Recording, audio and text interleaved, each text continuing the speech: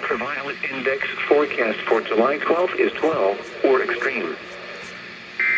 Yeah.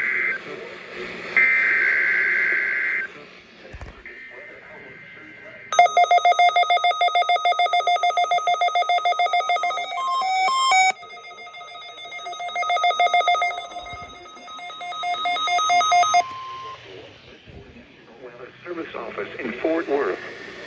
The preceding signal was a test of the public warning system for weather radio.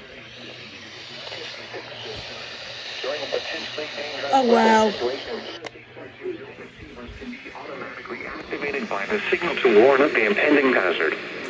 Tests of the signal and receiver's performance are normally conducted by the National Weather Service each Wednesday between 10 a.m. and noon, and between 6 and 8 p.m.